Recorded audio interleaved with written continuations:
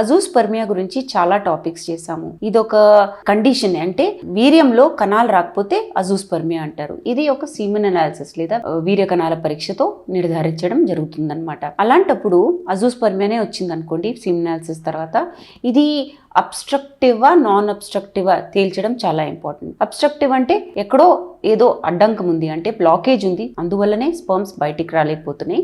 Non obstructive అంటే అడ్డం ఏం లేదు, ఎక్కడైతే స్పర్మ్స్ పుడుతున్నాయో టెస్టిస్ లో అక్కడ నుంచి బయట రావడానికి అన్ని పార్ట్స్ ఉన్నాయి, అన్ని ఫ్లో బాగుంది, కానీ స్పర్మ్స్ బయటికి రావట్లేదు అనేది నాన్ అబ్స్ట్రక్టివ్ అజూస్పర్మియా. సో ఇది ఎలా తెలుస్తామంటే హార్మోన్ టెస్ట్ చేసి, హార్మోనల్ టెస్ట్ ద్వారా మనకి ఇంచుమించు తెలిసిపోతుంది ఇది అబ్స్ట్రక్టివా నాన్ అబ్స్ట్రక్టివా.